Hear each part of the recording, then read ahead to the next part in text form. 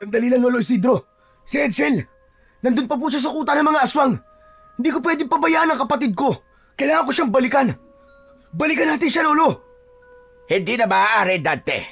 Hindi ko kaya ang puwersa ng mga aswang na yon.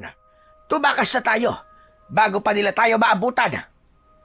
Pero Lolo Isidro, hindi ko pwedeng iwanan ang kapatid ko. Nangako ko sa mga magulang namin na poprotektahan ko si Edsel, Lolo. Babalikan ko siya.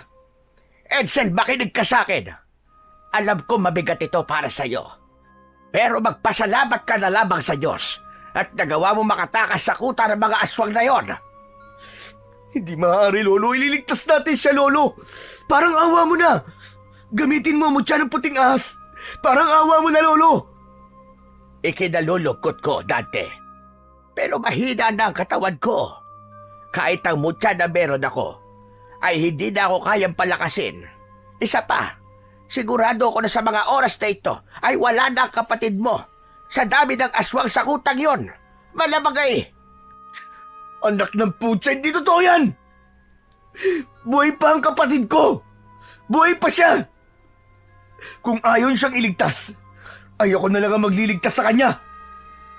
Tatakbo na sana si Dante, pabalik sa kuta ng mga aswang, nang dumating ang mga kalalakihan sa baryo na may dalang sulo ng apoy. Agad na kinausap ng isa sa mga lalaki, si Lolo Isidro, at narinig ni Dante na parating na ang mga aswang, kaya kailangan na nilang makaalis sa lugar na yon. Dante, tara na! Paparating na mga aswang! Ayoko! Kailangan kong iligtas si Edsel. Ililigtas ko ang kapatid ko! Babalikan ko siya! Inutusan ni Lolo Isidro ang mga kalalakihan na pigilan si Dante sa tangkanyang pagbalik sa kuta ng mga aswang. Hinawakan siya ng ilang mga kalalakihan sa magkabilaan niyang braso at walang nagawa ang pagpipiglas niya sa puwersa ng mga yon. Habang umiiyak, ay walang tigil na isinisigaw ni Dante ng paulit-ulit ang pangalan ng kanyang nakababatang kapatid na si Edsel. Halos mabaliw na siya ng sandaling yon habang iniisip na pinagpipiestahan na ng mga gutom na aswang ang katawan ng kanyang kapatid. Nang makalabas na sila ng kagubatan, ay doon na kumalma si Dante. Nakatulala siya habang sumasabay sa paglalakad kay Lolo Isidro at sa mga kalalakihan. Nanginginig pa rin ang katawan ni Dante, hindi dahil sa pagod at takot, kundi dahil sa konsensyang unti-unti siyang kinakain. Pagkarating nila sa kubo ni Lolo Isidro, agad silang pumasok doon. Nangihinang napaupo si Dante habang walang patid ang pagpatak ng kanyang mga luha. Tulala siyang nakatingin sa sahig, habang ang mga kamay niya ay mahigpit na nakatikom. Hindi ko mapapatawad sa sarili ko sa pag-iwan ko kay Edsel sa kuta ng mga aswang na yun. Wala akong kwentang kapatid! Wala akong kwentang kapatid! Sa loob ng isipan ni Dante ay bumalik ang gabi kung saan nakuha sila ng kanyang kapatid ng mga aswang. Gabi noon, sa kabila ng banta ng aswang, ay lumabas pa rin si Dante ng bahay para makipagkita sa babaeng kanyang nililigawan. Hindi niya alam na nakasunod pala sa kanya si Edsel. Nagulat na lamang siya nang marinig niya ang paghingi ng saklolo ng kanyang nakababatang kapatid. Lumingon siya at nakita niyang tinatangay ng mga aswang si Edsel. Sinubukan niyang iligtas ang kapatid niya, pero maging siya ay kinuha na rin ng mga aswang at dinala sa kuta ng mga yon na nasa gitna ng gubat. 2 gabi silang binihag ng mga aswang bago siya nailigtas ni Lolo Isidro at ng mga kalalakihan sa kanilang baryo. Kung hindi sana ako lumabas ng gabing yon, malamang ay hindi kami nakuha ng mga aswang. Kasalanan ko itong lahat. Kasalanan ko! Wala kang kasalanan sa nangyari, Dante. Huwag mo sisihin ang sarili mo, lalo na't hindi mo ginusto nangyaring yon. Hindi ko ginusto, pero iniwanan ko siya sa kuta ng mga aswang, Lolo Isidro. Iniwanan ko siya ron! Anong klaseng kapatid ako? Ngunit hindi mo siya ginustong iwanan, Dante. Sadyang wala lang tayo magagawa para iligtas pa si Edsel. Sana, iniwan niyo na lang din ako dun, Lolo. Sana hinayaan niyo lang ako makasama si Edsel para dalawa kami pinatay ng mga aswang. Mga hayop sila. Mas gugustuhin ko pang mamatay kasama si Edsel kesa mabuhay ako na wala siya.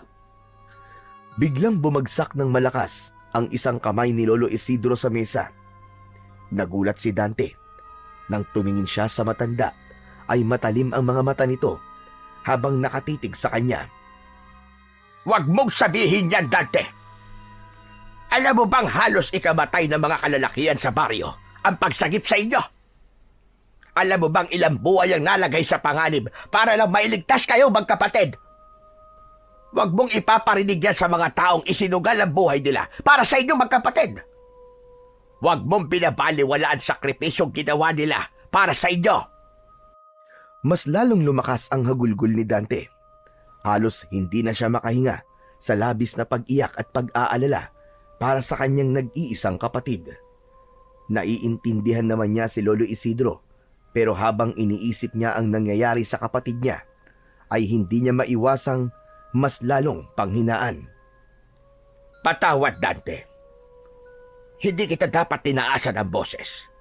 Alam ko natatakot ka, pero isang bagay lamang ang iyong tatandaan. Merong dahilan kung bakit ikaw lang ang nakaligtas.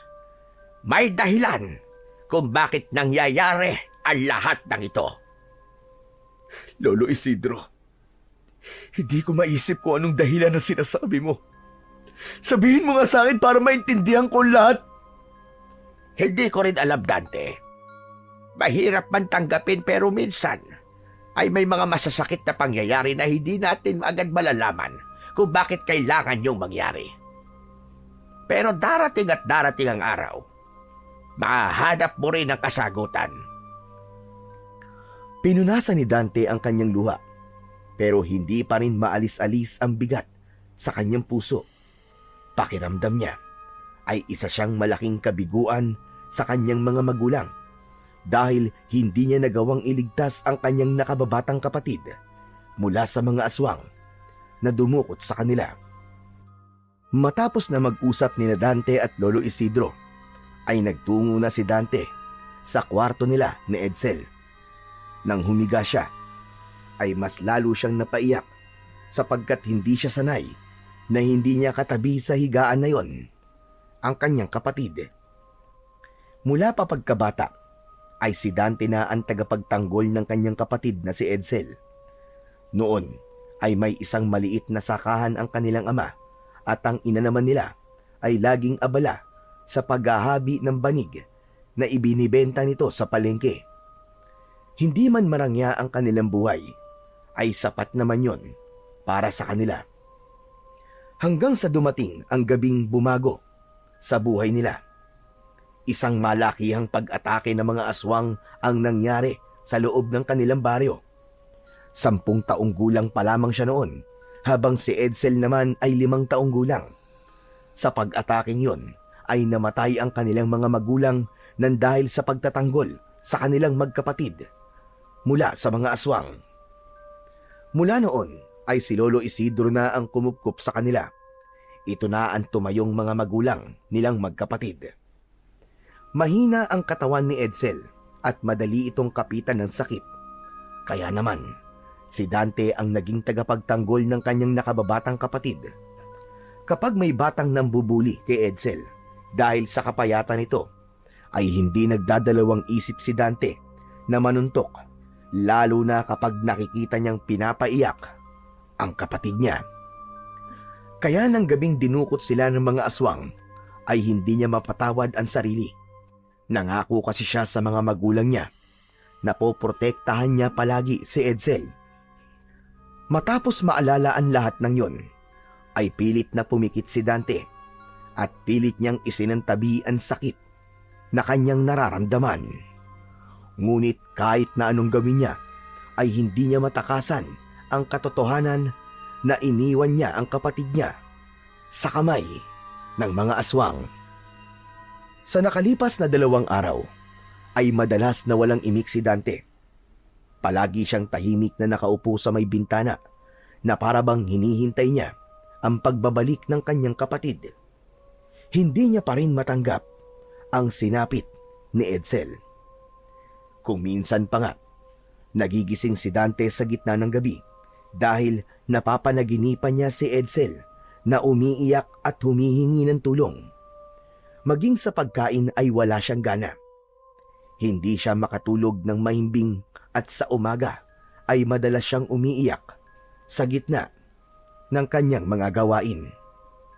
Kaya naman isang umaga ay hindi na kinaya pa ni Dante. Nagdesisyon siyang magtungo sa kuta ng mga aswang kahit pa alam niyang delikado. Mabilis niyang tinahak ang daan patungo sa gubat. Dumaan siya sa masukal na daan. Nang marating ni Dante ang kuta ng mga aswang, ay napahinto siya. Bumalik sa alaala niya ang unang gabi na dinala sila roon ni Edsel ng mga aswang na dumukot sa kanila. Tahimik ang paligid at nagtaka siya dahil wala siyang nakitang kahit na isang aswang doon. Ang amoy ng dugo at nabubulok na laman ay wala na.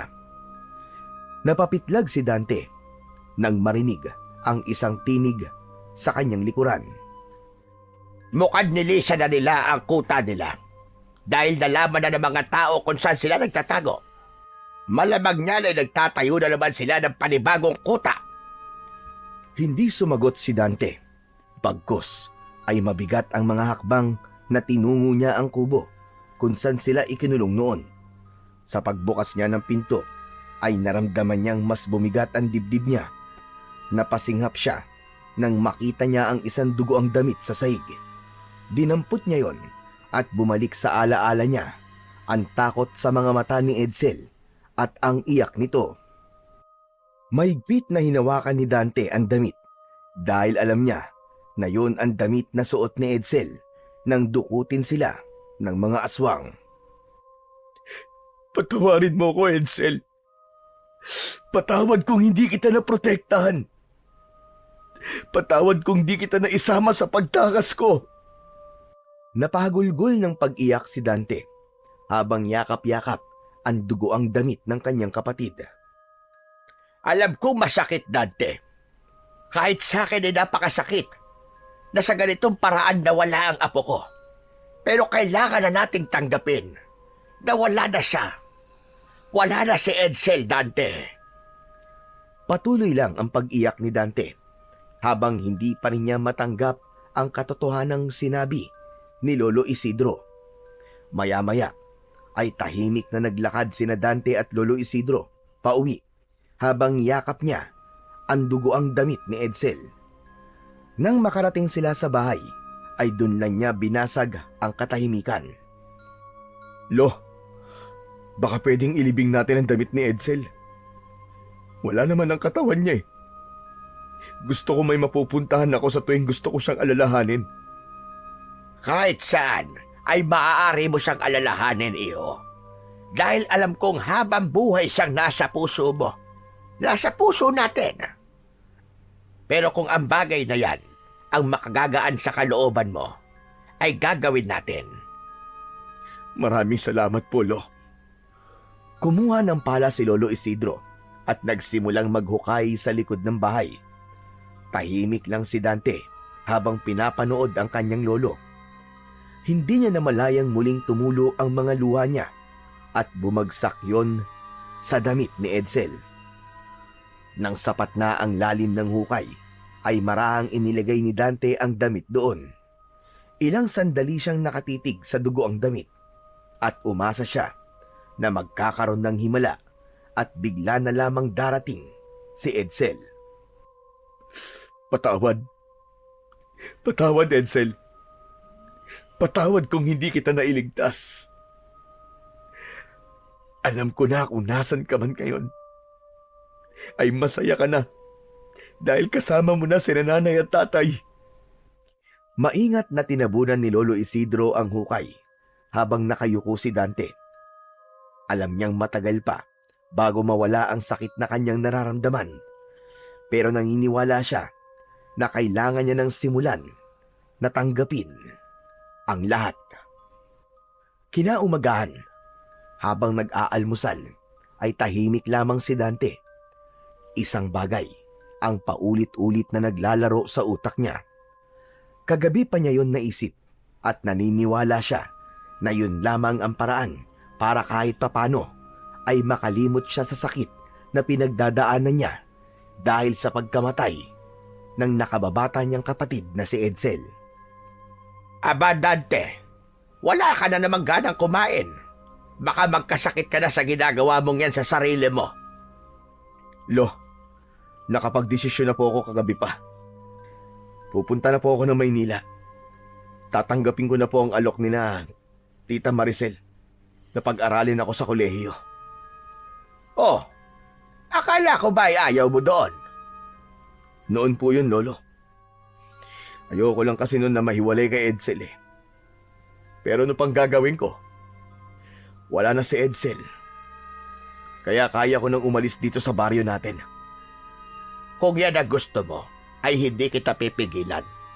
Maganda rin naman na makapagtapos ka ng kolehiyo at ang edukasyon ay isang bagay na hindi mananakaw ng kahit na sino sa'yo. Kailangan ko rin po lumayo, Lolo Isidro. Hindi ako makakausad dito. Dahil lahat ng makikita ko ay nagpapaalala lang sa akin kay Edsel. Mas lalo lang ako nalulunod sa sakit. Naisip ko rin po, Lo, na baka gusto niyo pong sumama sa akin. Doon po tayo magsimula ng panibagong buhay. Umiling si Lolo Isidro, sabay higop ng kape. Dante, alam mo namang hindi ko pwedeng iwan ang lugar natin. Kailangan pa rin ako dito. Ako ang may hawak ng mutya ng puting ahas. Abay kung aalis ako, sino magpoprotekta sa baryo natin? Hindi pa tapos ang laban natin sa mga aswang. Dahil hanggang ngayon ay umaatake pa rin sila rito. Hindi na yata titigil ang mga walang yan yon hanggang hindi nila tayo nauubos. Pero Lo, kaya niyo po bang mag-isa rito? Matagal na akong mag-isa. Bago pa man ako ang mag-alaga sa inyo ni Edsel, hindi ba? Huwag mo kong intindihin. Ang intindihin mo ay ang buhay na bubuuhin mo uli sa Maynila. Wala nang nagawa si Dante kundi tanggapin ang desisyon ng kanyang lolo. Alam niyang hindi niya ito mapipilit. Ngunit sa kabila ng pagnanais niyang magsimula ng bagong buhay sa malayo, ay may bahagi niya na natatakot na iwanan si Lolo Isidro. Mabilis na dumating ang araw ng pag-alis ni Dante patungong Maynila. Inihatid siya sa bus station ni Lolo Isidro at habang naghihintay ng bus ay kinausap ni Dante ang kanyang lolo. Lolo Isidro, hindi po ba talaga kayo sasama sa akin? Napag-usapan na natin ito, Dante. Alam mo ang dahilan kung bakit hindi ako pwedeng umalis dito sa ating baryo. Ay, nako. Ewan ko po, Lo. Pero parang ayaw ko na pong umalis eh. Baka malungkot po kayo kasi dito pag mag-isa lang kayo. Ano ka ba naman? Huwag mo kong alalahanin.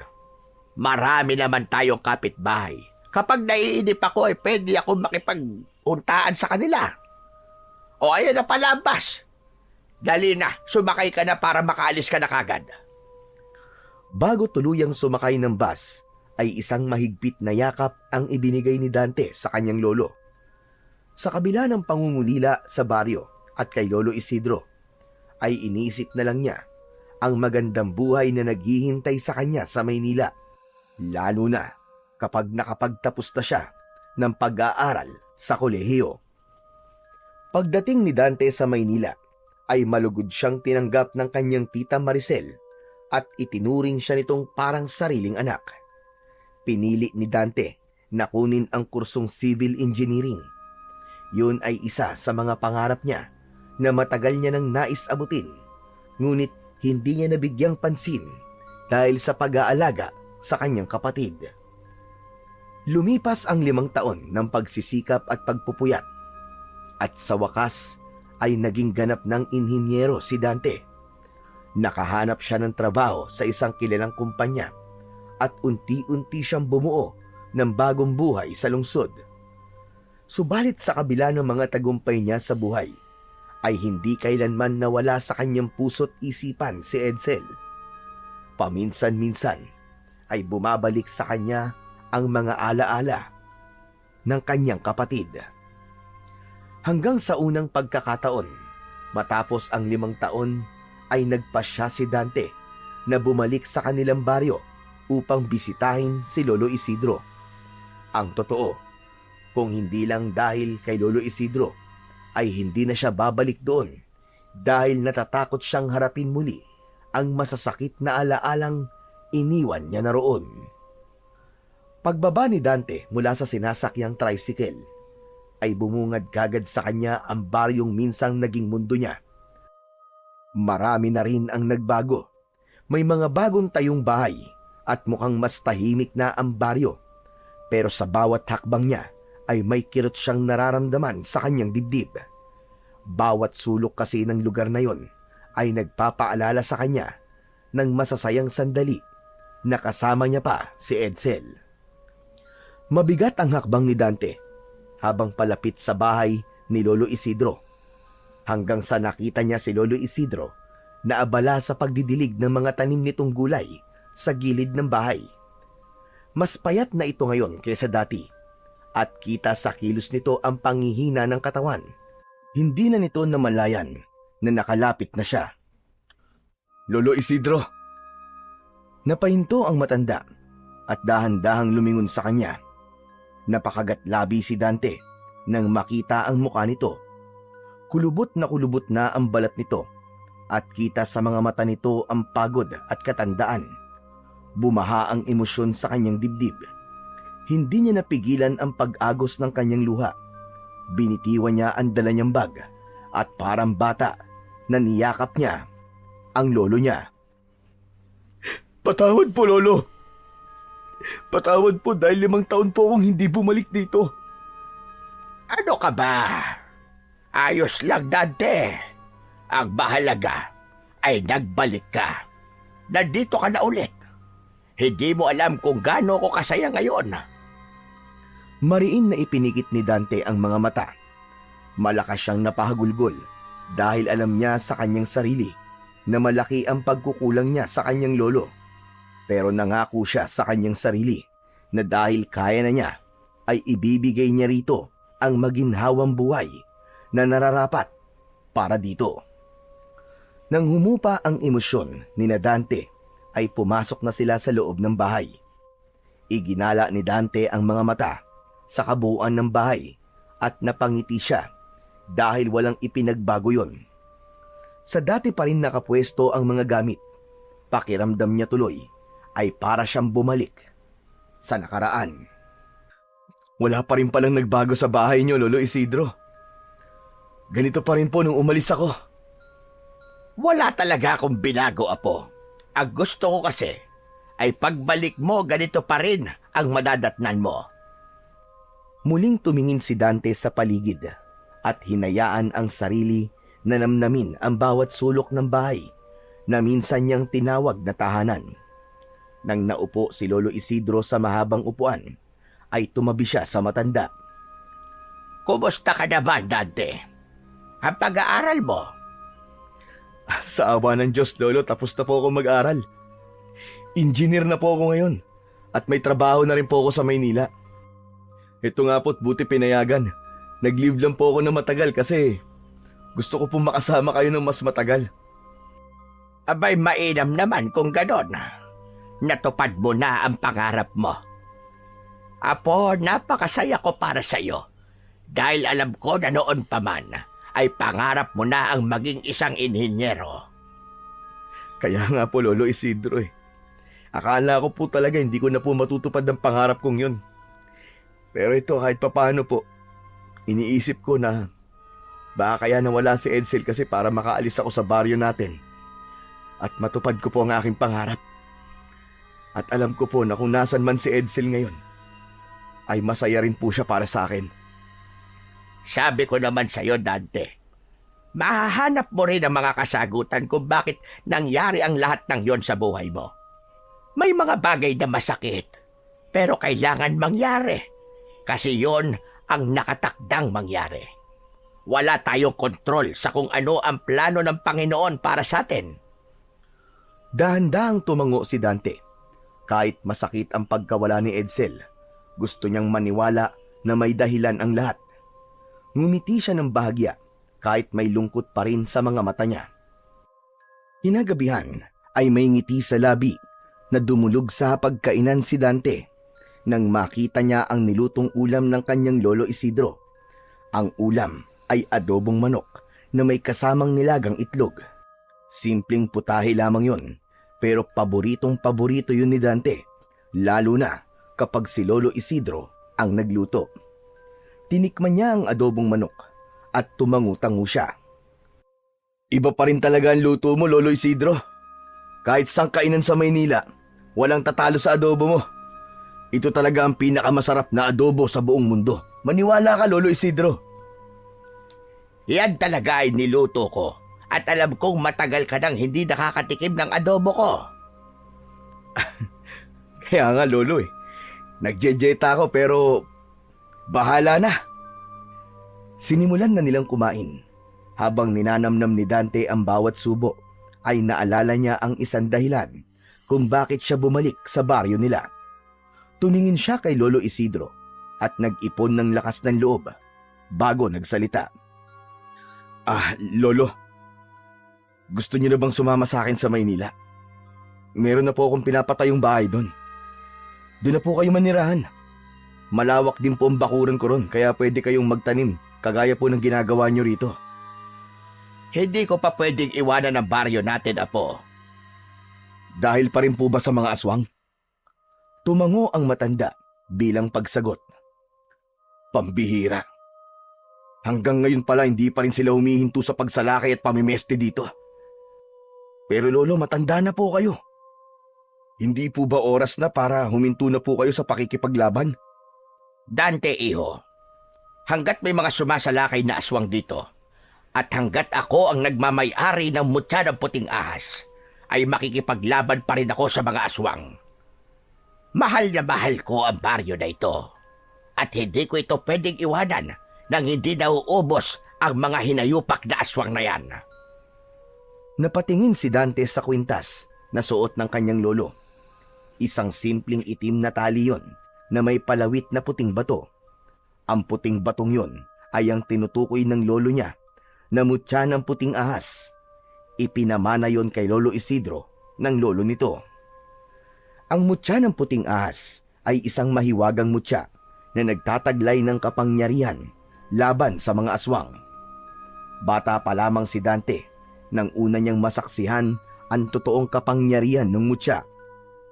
Isang gabi, sinalakay ng mga aswang ang baryo nila.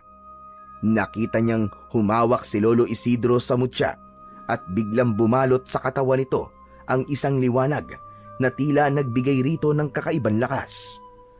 Maraming aswang na napatay noon si Lolo Isidro at simula ng gabing yon ay naniwala na siya sa taglay na kapangyarihan ng mutya. Nang sumunod na araw ay maagang nagising si Dante. Madilim-dilim pa ang paligid nang bumangon siya mula sa kanyang higaan at lumabas ng bahay. Agad niyang nakita si Lolo Isidro sa labas na abala sa pagpapakulo ng tubig sa isang lumang kalan na gawa sa bato. Nang makita siya ng matanda ay ngumiti ito. Aba, ang aga mo naman yatang magising, Dante. Magandang umaga po. Sanay na po kasi ako magising ng ganitong oras . Oo nga pala, Lolo Isidro. Magja-jogging lang po ako sandali . O sige, pero bumalik ka kagad para sabay tayo mag-almusal. Ngumiti si Dante bago tumalikod at nagsimulang tumakbo palabas ng bakuran. Ramdam niya ang sariwang simoy ng hangin habang nagja-jogging siya. Bawat lugar na kanyang nadadaanan ay may mga alaalang bumabalik sa kanyang isipan. Walang direksyon ang kanyang ginawang pagtakbo at hinayaan lang niyang dalhin siya ng kanyang mga paa sa kung saan hanggang sa napadpad siya sa dulong bahagi ng baryo. Napahinto si Dante nang makita niya roon ang nakatayong isang napakalaking bahay. Malamansyon ang estruktura noon na hindi pangkaraniwan sa kanilang baryo.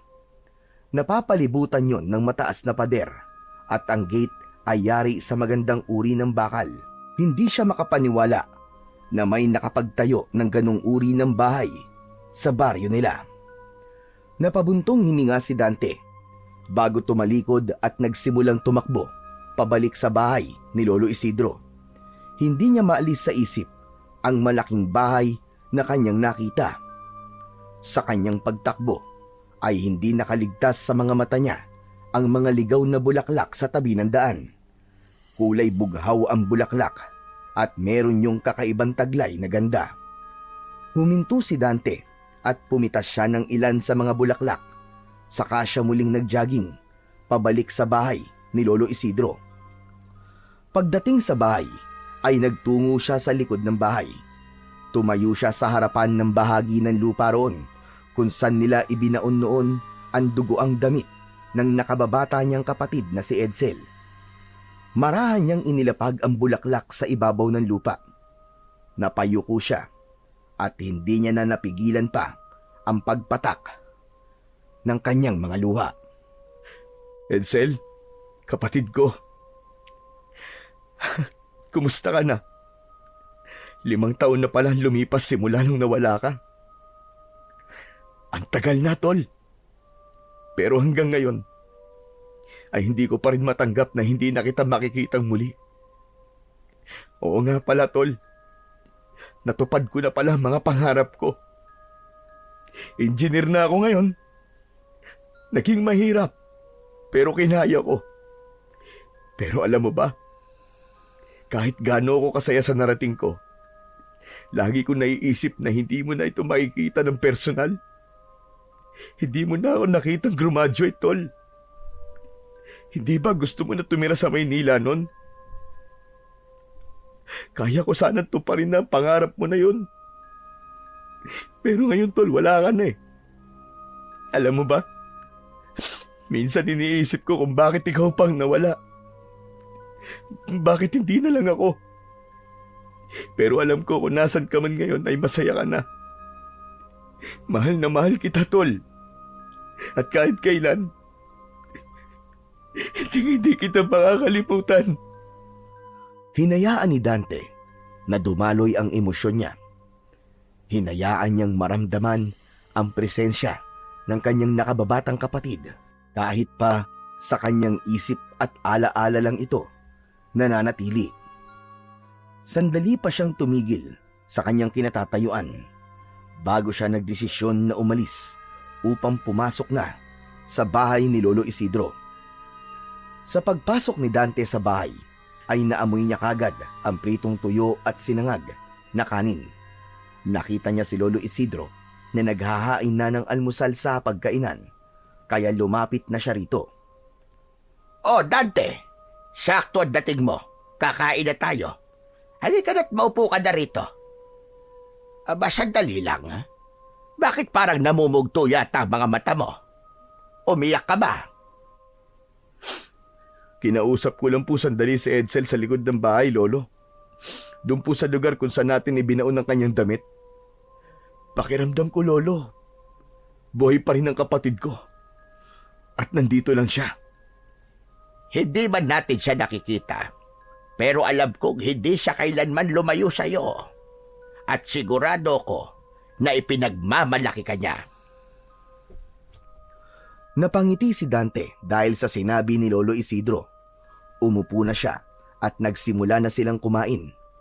Matapos niyang magtimpla ng kape. Sandaling huminto sa pagkain si Dante nang may maalala siya. Piniga ang kanyang mga kamay. Tila nabawasan ang bigat sa kanyang dibdib. Sana nga, Lolo. Sana nga.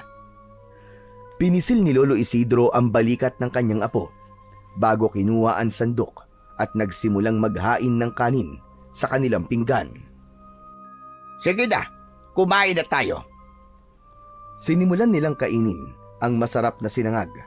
Habang kumakain Biglang naalala ni Dante ang nakita niya kanina habang nagja-jogging. Lo, oo nga pala. Habang nagja-jogging po ako, napunta po ako dun sa dulo ng baryo. Napansin ko po yung malaking bahay na parang mansyon dun. Kanino po yun? Ang mansyon.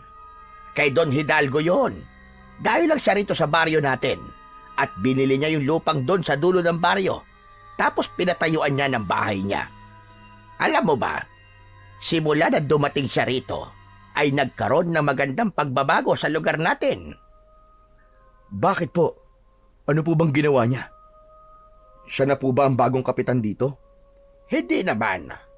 Marami kasi siyang tinulungan na kababayan natin dahil sa kanyang sakahan. Nabigyan ng trabaho ang mga tao dito, kaya kahit papano bumuti ang kabuhayan ng ilan sa kanila. Aba, mukhang mabuting tao po si Don Hidalgo ah. At least kahit papano, may magandang naidulot ang pagdating niya po rito. Kahit nga ako kumikita dahil sa kanya. Nang makita niya kasi ang mga tanim kong gulay, sinabi niya sa akin na siya ang bibili ng mga gulay ko. Hanggang ngayon, ay sa taniman ko pa rin siya bumibili kapag kailangan niya ng gulay. Naputol ang pag-uusap ni Dante nang makarinig sila ng marahang pagkatok sa pinto. Si Lolo Isidro na ang tumayo at binuksan nito ang pinto. Hindi masyadong naintindihan ni Dante ang pinag-usapan ng dalawa dahil mas nakatuon ang pansin niya sa pagkain. Ilang saglit pa ay bumalik na si Lolo Isidro sa mesa at may hawak ito na isang itim na sobre. Sino po yun, Lo? Si Kapitan Ruben. Inabot niya itong imbitasyon mula kay Don Hidalgo. Welcome party raw mamayang gabi para sa anak niyan si Ethan. Halos lahat ng taga-baryo ay imbitado. Welcome party? So, may anak po pala si Don Hidalgo? Oo, pero sa pagkakaalam ko, ay sa ibang bansa lumaki si Ethan. Ngayon lang siya uuwi rito sa baryo. Kailan daw po yung party? Mamayang gabi na. Doon mismo sa mansyon nila gaganapin. Hindi ba napakabait niya talaga, Apo? Biruin mo. Imbis na mga mayayaman at kilalang tao ang iimbitahan niya sa kasiyahan sa bahay niya, ay isinama pa niya ang mga tao rito sa baryo. Di kung ganun, Lo. Pupunta po kayo mamayang gabi ron. Nako, siguradong magagamit niyo na naman po mga dance move niyo. Nako, hindi na. Matanda na ako para sa mga ganyang kasiyahan. Siya pa kailangan ko rin magbantay. At baka mamaya samantalahin ng mga aswang ang kasiyahan mamaya. At baka bigla silang umatake. Kung gusto mo, ikaw na lamang ang pumunta. Kinuha ni Dante ang sobre at sandali siyang natigilan nang tignan niya yon. Hindi niya maipaliwanag pero parang may bumubulong sa kanya na dapat siyang pumunta sa mansyon ni Don Hidalgo. Kinagabihan, nakatayo si Dante sa harap ng maliit na salamin sa kwarto niya.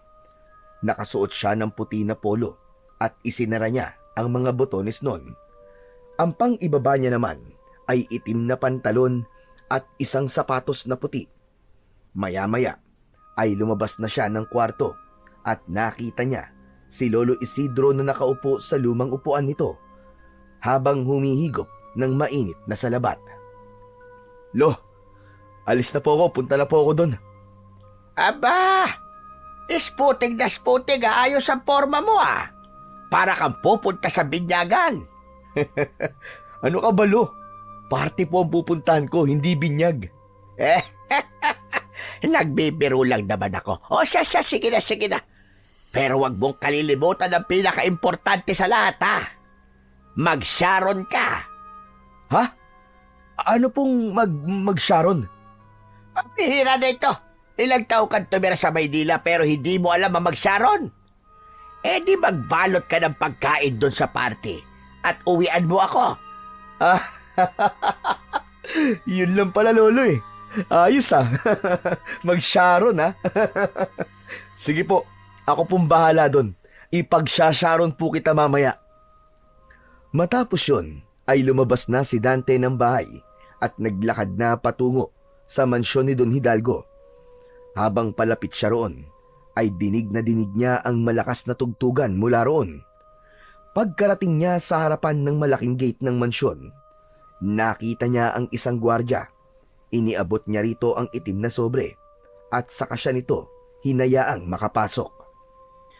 Nang makapasok na si Dante sa malawak na bakuran ng mansyon, ay nakita niya kung gaano kainggrande ang welcome party na yon para sa anak ni Don Hidalgo. Maganda ang pagkakaayos ng mga lamesa at upuan. Meron din doon 2 mahahabang lamesa na puno ng masasarap na pagkain. Sa unahan naman ay may isang maliit na entablado. Hindi nagtagal ay isang lalaking nasa 50 na ang edad ang lumabas mula sa loob ng mansyon. Nakasuot ito ng isang magarang Amerikana na kulay navy blue na may gintong embroidery sa mga gilid. May manipis itong bigote at ang buhok nito ay maayos na nakabrush up. Kinuha ng lalaki ang mikropono at humarap sa mga bisita matapos nitong umakyat sa stage. Magandang gabi sa inyong lahat. Para sa mga hindi nakakakilala sa akin, hayaan nyo na magpakilala ako sa inyo. Ako po, si Don Hidalgo Enriquez. Maraming salamat sa inyong pagpunta sa gabing ito.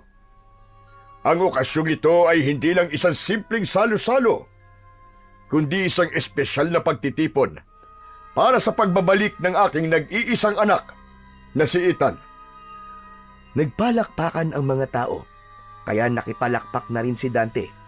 Habang nakatingin siya kay Don Hidalgo, ay hindi niya maintindihan kung bakit may kakaiba siyang naramdaman. Mabigat ang presensya ni Don Hidalgo para sa kanya, kahit pa hindi naaalis ang matamis na ngiti nito sa mga labi. Hindi ko na kayo bibitinin pa. Ang dahilan ng pagtitipong ito ay upang ipakilala ko sa inyo ang nag-iisang anak ko, si Ethan. Lumingon si Don Hidalgo patungo sa malaking pintuan ng mansyon. Bumukas ang malaking pinto at lumabas mula roon ang isang binata. Naglakad yon patungo sa entablado. Ang tindig nito ay matikas. Nakasuot ito ng isang puting long sleeve na nakatupi ang manggas, itim na slacks at itim na sapatos. Nanlaki ang mga mata ni Dante. Hindi siya makapaniwala nang makita niya si Ethan. Bumilis ang tibok ng puso niya dahil kamukhang-kamukha ni Edsel si Ethan. Kahit ang paraan ng mga galaw nito at ang ekspresyon ng muka ay eksaktong kagaya sa kanyang nakababatang kapatid. Ang pagkakaiba lamang ay nagmukhang mas mature na ito. Inabot ni Don Hidalgo ang mikropono kay Ethan. Magandang gabi po sa inyong lahat. Ako po si Ethan Enriquez. Masaya po akong makilala kayo at makasama ngayong gabi. Bagamat lumaki po ako sa ibang bansa, nais ko po maging bahagi ng lugar na ito. Maraming salamat po sa inyo. Nagpalakpakan ang mga tao, ngunit para kay Dante ay wala siyang naririnig kundi ang boses ni Ethan. Pagkababa ni Ethan mula sa entablado ay hindi na nakapagpigil si Dante. Agad siyang sumugod palapit dito at niyakap niya ito ng maigpit. Nagulat siya nang malakas siyang itulak ni Ethan palayo. Halata sa mukha nito ang pagtataka at inis. Nawalan siya ng balanse at napaupo siya sa lupa. Sino ka? At bakit mo ako niyayakap ng basta-basta, ha? Tumayo si Dante habang hindi niya inaalis ang tingin kay Ethan. Edsel, hindi mo ba ako kilala? Ako to, ang Kuya Dante mo. Pasensya na, pero hindi kita kilala. Ngayon lang kita nakita eh. Ikaw si Edsel, sigurado ako. Hindi ako maaaring magkamali. Magkapatid tayo. Edsel, Diyos ko, hindi ako makapaniwala na buhay ka. Paano ka nakaligtas sa mga aswang? Sorry pero hindi ko alam ang sinasabi mo. Tigilan mo ang pagtawag sa akin ng Edsel dahil hindi Edsel ang pangalan ko. Papa, sino ba ang taong to? Bakit nanggugulo to sa welcome party ko? Magsasalita pa sana si Dante upang ipaliwanag ang lahat, pero lumapit doon si Don Hidalgo at tinapik siya sa balikat. Iho, mukhang nagkakamali ka. Hindi Edsel ang pangalan ng anak ko. Ethan. Ethan ang pangalan niya. Hindi. Alam ko siya si Edsel. Alam ko siya kapatid ko. Alam ko ang itsura ng kapatid ko. Kung hindi siya si Edsel, abay bakit kamukha niya ang kapatid ko? May nararamdaman akong lukso ng dugo sa kanya. Napatingin ang ilang bisita sa kanila at ang iba naman ay nagbulungan pa. Pinilit lumapit ni Dante kay Ethan, ngunit agad siyang hinarangan ng dalawang matitipunong security guard. Edsel! Maniwala ka, ako to! Ako Kuya Dante mo, Edsel! Palabasin niyo na nga yan dito. Gumagawa lang ng gulo yan eh. Mahigpit na hinawakan si Dante sa magkabila ang braso ng dalawang security guard. Ano ba? Bitiwan niyo ako! Edsel, pakinggan mo ako! Kuya mo ako! Bakit hindi mo ako maalala? Nagpumiglas si Dante at pilit niyang nilabanan ang mahigpit na paghawak ng mga gwardya, pero wala siyang nagawa. Wala man lang emosyon sa mukha ni Ethan habang pinagmamasdan niya ito na inilalayo rito ng mga tauhan ni Don Hidalgo. Patuloy na isinisigaw ni Dante ang pangalan ng kanyang kapatid habang hinihila siya ng mga gwardya papalayo. Nang tuluyan siyang mailabas sa gate, ay agad na isinarado ng isang gwardya ang gate. Naiwang nakatayo si Dante sa labas ng mansyon. Habol niya ang kanyang paghinga at nangangatog ang buo niyang katawan. Mula sa labas ng gate ay tinanaw niya si Ethan na bumalik na sa loob ng mansyon. Mabigat ang bawat hakbang ni Dante habang naglalakad siya pabalik sa bahay ni Lolo Isidro. Bagsak ang kanyang balikat at nakayuko siya na parabang pinagbagsakan siya ng langit at lupa. Paulit-ulit niyang tinatanong sa kanyang sarili kung paano nabuhay ang kanyang kapatid. Ngunit higit sa lahat ay nais niyang makakuha ng sagot sa tanong kung bakit itinatanggi nito na hindi ito si Edsel. Hindi na namalayan pa ni Dante na nasa harapan na siya ng bahay ng kanyang lolo. Pagpasok niya ay nakita niya si Lolo Isidro na nakaupo at nagbabasa ng isang lumang libro. Aba, bakit ang bilis mo namang nakauwi? Tapos na ba kagad ang parte? Hindi nagsalita si Dante. Sa halip, tahimik siyang naupo sa tabi ni Lolo Isidro para siyang wala sa sarili. Ano bang nangyayari sa'yo? Sandali, nakapagsarod ka ba, Apo? Lolo, si Edsel, nasa party siya. Ano ka ba? Ay sus Mariosep, si Edsel! Imposibleng naroon si Edsel, Dante. Nakalimutan mo na yatang matagal nang patay ang kapatid mo. Hindi, Lolo. Yung anak ni Don Hidalgo na si Ethan. Si Edsel yun. Kamukhang-kamukha niyang kapatid ko. Dante, alam kong mahirap pa rin tanggapin ang pagkawala ni Edsel. Pero hindi mo maaaring ipilit na buhay pa siya dahil lang sa nakita mo may kamukha siya. Isa pa, normal lang na may kamukha ang isang tao. Mariing umiling si Dante at mahigpit na ikinuyom ang kanyang mga kamao. Hindi, Lolo eh. Hindi lang siya basta kamukha ni Edsel. Nararamdaman ko na siyang kapatid ko. Siya si Edsel. Hindi ako maaaring magkamali. Kapag nakita mo si Ethan, Lolo, sigurado ko maniniwala ka rin sa akin. Tinitigan siya ni Lolo Isidro na para bang sinusuri nito kung nagsasabi siya ng totoo o kung dala lamang yon ng matinding lungkot dahil hindi pa rin niya matanggap na wala na ang kanyang kapatid. Nang sumunod na umaga, ay agad na nagpunta si Dante sa harap ng mansyon ni na Don Hidalgo. Nakatayo siya sa isang makapal na halaman, hindi kalayuan mula sa gate. Tahimik siyang naghintay at hindi niya inalis ang mga mata sa gate. Umasa siya na makikita niya mula roon si Ethan. Makalipas nga lang ang ilang sandali, ay bumukas ang gate at lumabas mula roon si Ethan. Naglakad ito patungo sa direksyon ng kagubatan. Agad na tumayo si Dante mula sa kanyang pinagtataguan at palihim na sinundan si Ethan.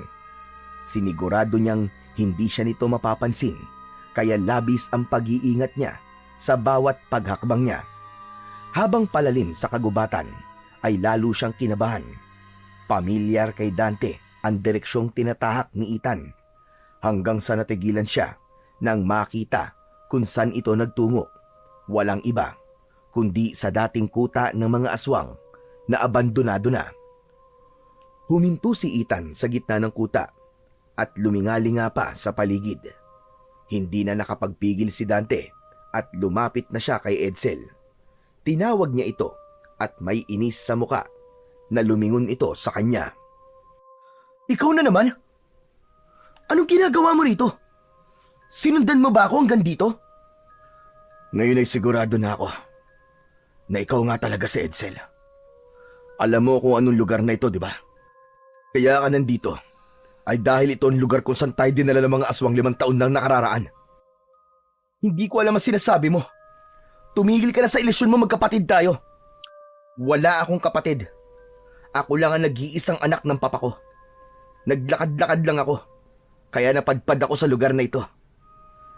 Bakit ba itinatanggi mo na ikaw si Edsel? Galit ka ba sa akin? Dahil ako lang nailigtas ni Lolo Isidro nun? Mariing hinawakan ni Dante ang magkabila ang balikat ni Ethan at matiim niya itong tinignan ng diretsyo sa mata. Nakita niya ang bahagyang panginginig ng labi ni Ethan. Nagulat si Dante nang bigla siyang itulak ni Ethan ng malakas. Napaatras siya ng ilang hakbang. Tumalikod si Ethan at mabilis na naglakad palayo. Pero hindi agad sumuko si Dante.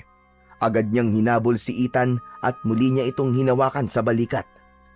Mabilis na humarap si Ethan at malakas siya nitong sinuntok sa muka. Napapikit si Dante sa lakas ng suntok ni Ethan. Nawalan siya ng panimbang at napaupo siya sa lupa. Kapag hindi mo ako tinantanan, pulis na ang makakaharap mo. Huwag mo akong subukan. Kayang-kaya kitang ipakulong. Lalo na't hindi naman kita kaano-ano. Muling tumalikod si Ethan at malalaki ang mga hakbang na naglakad palayo kay Dante. Sa kabila ng pananakit ni Ethan, ay hindi pa rin nawala sa isipan ni Dante na ito nga ang kapatid niyang si Edsel. Mabigat ang hakbang ni Dante nang maglakad siya pabalik sa bahay ni Lolo Isidro. Maapdi pa rin ang kanyang labi dahil sa suntok na natanggap niya kay Ethan. Papasok na sana siya sa bahay nang sumulpot mula sa gilid ng bahay si Lolo Isidro na may dalang mga kahoy na panggatong. Bumakas ang pag-aalala sa mukha ng matanda nang makita ang pasa sa mukha niya. Abe, ano nangyari sa'yo, Apo? Bakit may pasa ka sa mukha mo? Sinuntok po ko ni Edsel. Anong ibig mong sabihin? Baka si Ethan. Bakit ka naman niya susuntukin? Sinundan ko po siya. Nagpunta po siya doon sa dating kuta ng mga aswang. Alam kong alam niya po na doon kami dinala ng mga aswang na dumukot sa amin dati. Kaya gaya ko, ay binalikan din po niya ang lugar na yon. Pinilit ko sa kanya na siya si Edsel. Hanggang sa nagalit na siya. Kaya sinuntok niya ako. Umiling si Lolo Isidro at napabuntong hininga. Kaya ka naman pala sinuntok kasi masyado kang makulit. Ano ba naman yan, Dante? Kung si Edsel nga ang Ethan na yon, hindi ba dapat natuwa siya nang makita ka niya? Ramdam ko pong galit siya sa akin, Lolo. At alam ko po kung bakit. Iniisip po niya na iniwanan ko siya nun. Akala niya pinabayaan ko siya sa kamay ng mga aswang. Nagtagpo ang mga mata ni Dante at Lolo Isidro. Hindi na nagsalita ang matanda at napailing na lamang ito. Ramdam niya na hindi pa rin kumbinsido ang lolo niya sa mga sinasabi niya. Pero naniniwala siya na sa oras na makita ni Lolo Isidro si Ethan ay maniniwala ito na nagsasabi siya ng katotohanan. Kinagabihan, sa gitna ng maimbing na pagtulog ni Dante, ay bigla siyang nagising dahil sa kaguluhan sa labas. Agad siyang bumangon at sumilip sa bintana. Nanlaki ang kanyang mga mata nang makita ang ilang mga aswang na inaatake ang mga tao sa labas nila. Hindi na siya nag-isip at mabilis siyang lumabas ng kwarto at nagulat siya nang makita niya si Lolo Isidro na palabas na ng bahay habang may dalang buntot ng pagi. Lolo, ano gagawin mo? Saglit siyang nilingon ng matanda. Matigas ang ekspresyon sa mukha nito. Lalabas ako para lumaban sa mga aswang. Hindi ko pwedeng hayaang patayin nila mga tao rito. Nagmadali si Dante patungo sa kusina at dinampot ang itak na nakasabit sa dingding. Matapos yun, ay binalikan niya ang kanyang lolo na palabas na ng bahay. Sasama ako sa inyo, Lolo. Oras na para makatulong ako sa pakikipaglaban niyo sa mga aswang. Hindi pwede, Dante. Hindi mo alam kung paano makipaglaban. Dito ka lang. Mas ligtas ka rito sa loob ng bahay. Pero, Lolo, Wala nang pero-pero. Kapag sinabi ko dito ka lang, dito ka lang. Sa tono ng pananalita ni Lolo Isidro, alam ni Dante na kahit na anong pilit at sabihin niya, ay hindi ito papayag sa gusto niya. Kaya sa huli ay sinunod na lamang niya ang sinabi ng matanda. Matapos yun ay lumabas na si Lolo Isidro at naiwang mag-isa si Dante sa loob ng bahay. Nais niyang tulungan ang kanyang lolo, ngunit alam niya na magagalit lamang ito sa kanya. Isinarado na lang ni Dante ang pinto at sumilip siya sa bintana. Hindi niya inalis ang mata niya kay Lolo Isidro na matapang na nakikipaglaban sa mga aswang gamit ang buntot ng pagi. Alam niya na malakas ang loob nitong makipaglaban sa mga aswang dahil sa suot nito ang mutya ng puting ahas na nagbibigay rito ng lakas. Isang aswang ang malakas na hinampas ni Lolo Isidro gamit ang buntot ng pagi. Napasigaw ang aswang nang lumatay yon sa mukha nito at nag-iwan ng malalim na sugat. grabe. Kahit ugod-ugod na si Lolo, halimaw pa rin siya sa pakikipaglaban. Sige, Lolo! Hampasin mo pa! Huwag kang titigil hanggat hindi nauubos sa mga aswang na yan! Hangang-hanga si Dante sa pakikipaglaban ng kanyang lolo. Ngunit habang tumatagal, ay napapansin niya na hindi na ito kasing bilis tulad ng dati. Hindi niya maitatanggi na malakas pa rin si Lolo Isidro, pero halata na ang pagbagal ng galaw at atake nito. Dahil doon ay biglang kinabahan si Dante. Hanggang mula sa likuran ng kanyang lolo ay isang aswang ang umatake. Bago pa man makaiwas ang matanda, ay bumaon na ang matutulis na kuko ng aswang sa likod nito. Hindi na nag-isip pa si Dante at muli niyang kinuha ang itak. Patakbo siyang lumabas ng bahay at nilapitan niya ang aswang na umatake sa kanyang lolo. Walang pagdadalawang isip na tinaga ni Dante ang aswang sa batok na agad nitong ikinabagsak sa lupa. Mabilis na lumingon si Lolo Isidro at nagulat ito nang makita niya si Dante. Dante! Anong ginagawa mo rito? Sinabi ko naman sa'yo manatili ka lamang sa loob. Wala akong pakialam, Lolo, kahit magalit pa kayo sa akin. Sa ayaw at sa gusto nyo, makikipaglaban ako sa mga aswang. Muling sumugod ang mga aswang. Sa kabila ng sugat ni Lolo Isidro, ay lumaban pa rin ito. Biglang umatake sa harapan ni Dante ang isang aswang. Kahit wala siyang alam sa pakikipaglaban, ay hindi siya umatras. Itinarak niya ang itak sa leeg ng aswang. At nang hugutin niya yon, ay sumirit ang masaganang dugo mula sa sugat sa leeg ng aswang at nangisay yung bumagsak sa lupa.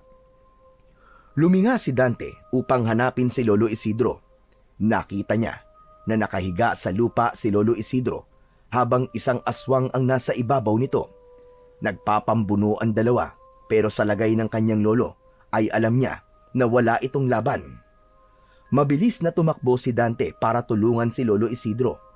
Nanlaki ang mga mata niya nang makita niyang nagawang hawakan ng aswang ang mga kamay ng lolo niya. Ngumanga ng malaki ang aswang at takmang sasakmalin si Lolo Isidro sa leeg.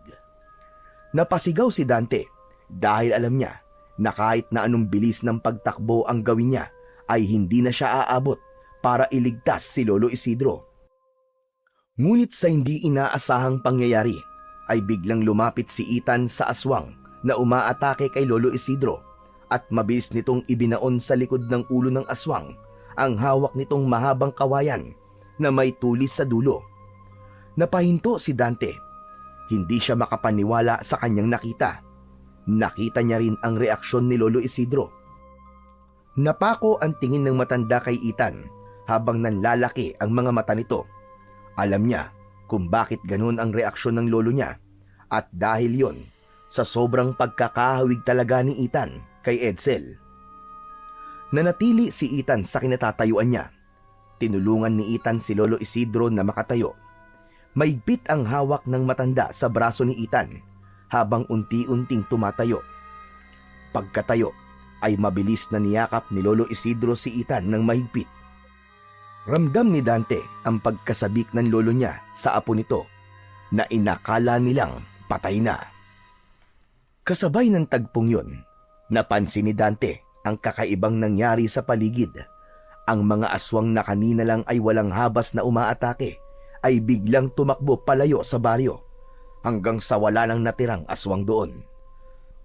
Nang tuluyang mawala ang mga aswang, ay lumapit si Dante sa dalawa. Ngunit biglang kumalas si Ethan mula sa yakap ni Lolo Isidro. Maraming salamat sa pagliligtas mo kay Lolo Edsel. Ikaw nga si Edsel. Hindi ako makapaniwala na buhay ka pa, apo ko. Tumigil nga kayo. Hindi ako sabi si Edsel eh. At huwag niyo nang ipilit pa ang isang bagay na walang katotohanan. Matalim ang tingin ni Ethan sa kanilang dalawa bago ito tumalikod at mabilis na naglakad palayo. Edsel!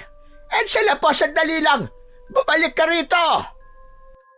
Akmang hahakbang si Lolo Isidro para sundan si Ethel, pero agad itong pinigilan ni Dante.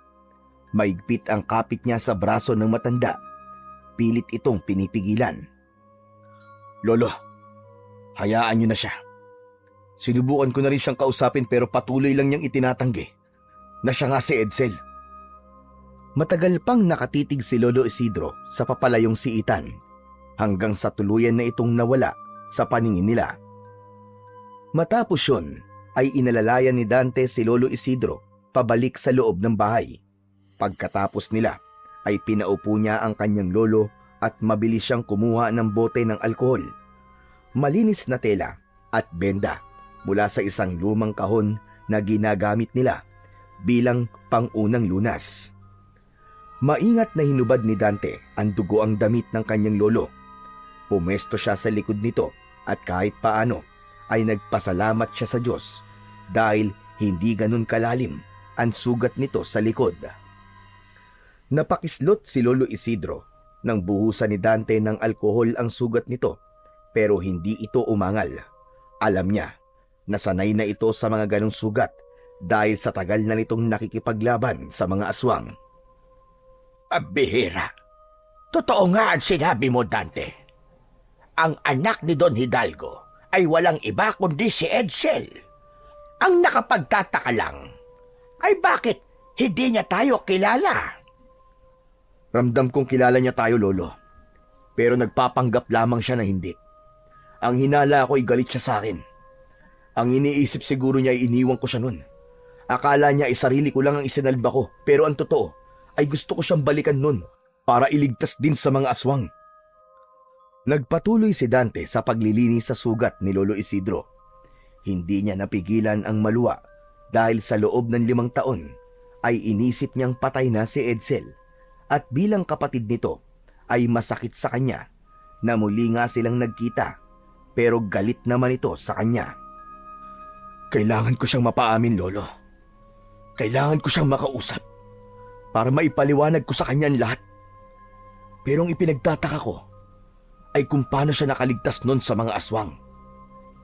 Hindi na nagsalita pa si Lolo Isidro, pero alam ni Dante na malalim ang iniisip nito. Makalipas ang ilang sandali, ay natapos na ni Dante ang paglilinis sa sugat ng lolo niya. Nalagyan na rin niya yon ng benda. Kumuha siya ng malinis na damit at inabot niya yon kay Lolo Isidro. Umupo si Dante sa harapan ng lolo niya at nagtama ang mga mata nila. Pero kahit itinatanggi tayo ni Edsel, ay masaya pa rin ako na buhay siya, Dante. Masaya ako na napunta siya kay Don Hidalgo dahil alam ko sa nakalipas na 5 taon ay naging maganda at komportable ang buhay niya. Pero Dante, apo, gawin mo ang lahat para maibalik sa atin si Edsel. Pangako, Lolo. Gagawin ko ang lahat. Ang kailangan lang talaga ay makausap ko siya. Naniniwala ko na makikinig at makikinig pa rin siya sa akin. Alam ko na mahal niya pa rin tayo, Lolo. Habang nakatingin si Dante sa matanda, ay may awang humaplos sa puso niya. Sa kabila ng edad ni Lolo Isidro, ay patuloy pa rin itong lumalaban. Pilit pa rin nitong ginagampanan ang tungkulin na sana ay matagal na nitong iniwanan. Hinawakan niya ang magaspang na kamay ng matanda at masuyo itong pinisil. Lolo Isidro, kanina ho habang nakikipaglaban ka, ay nakita ko na hindi ka nakasimbilis ng dati sa pag-atake. Ano bang magagawa ko, apo? Matanda na ako, Dante. Hindi na ako kayang pabilisin ng mutya ng puting ahas. Kaya nga po, Lolo. Kaya oras na po siguro para magpahinga ka na sa pakikipaglaban mo. Umiling si Lolo Isidro at mapait na ngumiti. Wala akong kilalang tatanggap ng mutya, Dante. Mabigat ang responsibilidad na dala nito. At alam mo yon. Ako, Lolo, ipagkatiwala mo sa akin. Ibigay mo sa akin ang mutya ng puting ahas. Hayaan mong ako na makipaglaban sa mga aswang. Aba, hindi maaari. Hindi ko ilalagay sa panganib ang buhay mo, apo. At hindi mo ba narinig? Mabigat ang responsibilidad na dala ng mutyang ito. Hindi ito para kaning mainit na kapag napaso ka ay pwede mong iluwa. Pero hindi ko niluluwa ang mainit na kanin, Lolo. Kahit napapaso ko, ay nilulunok ko pa rin yun. Ganun ang gagawin ko kapag napunta sa akin ang mutya ng puting ahas. Kahit mahirapan ako, ay hindi ko ito bibitiwan gaya ng ginawa nyo. Lolo, hindi ko hahayaang patuloy mong ipagsapalaran ng buhay mo, lalo na't alam kong hindi mo na kayang lumaban, kahit pa nasa iyong mutya. Hindi agad nakasagot si Lolo Isidro. Ramdam ni Dante na hindi nito inasahan ang mga salitang yon mula sa kanya. Ilang beses itong napabuntong hininga at halatang pinag-iisipan nito ang mga sinabi niya. Hindi ko hahayaang mapunta sa kung sino lang ang mutya, Lolo. Kung ibibigay mo to sa akin, ipapangako kong pangangalagaan ko ito. Ipagpapatuloy kong tungkulin mo sa baryong ito. Pinapangako ko yan. Apo, kung desidido ka talaga sa bagay na yan, sige, pumapayag na ako. Sa tingin ko ay tama ka. Mas lalo lamang mapapahamak ang baryo natin kung kagaya ko ang hahawak ng mutya ng puting ahas. Tama ka. Oras na siguro para magkaroon ng bagong tagapagtanggol ang baryo natin laban sa mga aswang. Napangiti si Dante sa sinabi ni Lolo Isidro. Ngunit sa likod ng ngiting yon ay alam niyang isang mabigat na tungkulin ang tinanggap niya. Alam niyang hindi na magiging katulad ng dati ang buhay niya, pero wala na siyang pakialam. Ang mahalaga ay makakapagpahinga na si Lolo Isidro sa pakikipaglaban sa mga aswang. Isang gabi na bilog ang buwan ay nagtungo sina Dante at Lolo Isidro sa likod ng bahay upang gawin ang ritual ng pagpapasa ng mutya ng puting ahas. Nagsindi ng mga kandila si Lolo Isidro at ipinwesto niya ito ng pabilog at tumayo silang dalawa sa gitna ng mga kandila. May hawak si Lolo Isidro ng isang mangkok na may lamang pinaghalong langis at dugo ng ahas. Dante, apo, bago natin simulan ang ritual, kailangan mong maunawaan ang bigat ng desisyong ito. Kapag hindi ka tinanggap ng mutya, maaaring manganib ang buhay mo. At kung hindi kayanin ng katawan mo ang kapangyarihan nito, ay may posibilidad na ikaw mismo ang magiging biktima ng lakas na dala nito. Opo, Naiintindihan ko po, Lolo Isidro. Ang mutya ng puting ahas ay hindi lang basta nagbibigay ng lakas at bilis. Ibinibigay rin ito ang kakayahan ng isang ahas. Patatalasin ito yung paningin at pandinig. Huwag mo rin kalilimutan na hanggat nasa iyo ang mutya, ay hindi mo na mababawi ang normal mong buhay. Hindi kita tinatakot, bagkus ito ay isang paalaala at babala. Ngayon, handa ka naman tanggapin ang mutya ng puting ahas at ang responsibilidad na kalakip nito. Opo, Lolo Isidro. Buong puso ko pong tinatanggap ang mutya ng puting ahas at ang responsibilidad na dala nito. Dinasalan na ni Lolo Isidro ang mangkok na naglalaman ng pinaghalong langis at dugo ng ahas. Matapos yun, ay inilubog nito roon ang hintuturo nito gamit ang langis at dugo ng ahas. At may isinulat itong mga simbolo sa noo ni Dante gamit ang hintuturo nito. Muli itong umusal ng mga dasal. Sa pagkakataon na yon, ay nagsimulang lumakas ang ihip ng hangin sa paligid nila. Ang apoy sa mga kandila ay gumalaw na parabang nagsasayaw ang mga yon. Ibinaba ni Lolo Isidro sa lupa ang mangkok at hinubad nito ang mutya ng puting ahas. Ipinagkakatiwala ko na sa iyo ang mutya ng puting ahas, Dante. Simula ngayon, ikaw na ang tagapangalaga nito. Maingat na isinuot ni Lolo Isidro ang mutya sa leeg ni Dante. Matapos yun, ay isang matinding enerhiya ang dumaloy sa katawan ni Dante. Nanlaki ang mga mata niya nang maramdaman niya ang mainit na paggapang ng enerhiya sa kanyang mga ugat. Napahawak siya sa kanyang dibdib habang nilulukob ng matinding kirot ang buong katawan niya. Parang may nagbabagang apoy na pumapasok sa bawat himaymay ng kanyang mga laman. Napaluhod siya sa lupa habang pilit na kinokontrol ang lakas ng mutya. Dante, labanan mo! Ikaw ang dapat na kumontrol sa mutya at hindi ikaw ang dapat niyang kontrolin. Mariin na naikuyom ni Dante ang kanyang mga kamay habang pilit niyang kinokontrol ang kapangyarihang nagwawala sa loob niya. Pakiramdam niya ay sasabog ang kanyang katawan. Ilang sandali pa ay unti-unting humupa ang matinding enerhiya na nagwawala sa loob ng kanyang katawan. Nagsimulang bumalik sa normal ang kanyang paghinga at ang tibok ng kanyang puso. Maya-maya ay pawisang tumayo si Dante. Ngumiti si Lolo Isidro at bakas sa mukha nito ang labis na tuwa. Tinanggap ka ng mutya ng puting ahas, Dante. Tinanggap ka.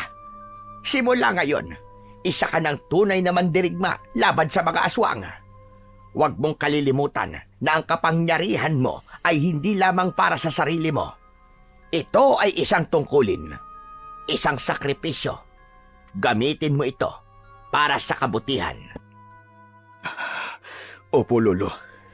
Maraming salamat po sa tiwala na ipinagkaloob sa akin ng mutya.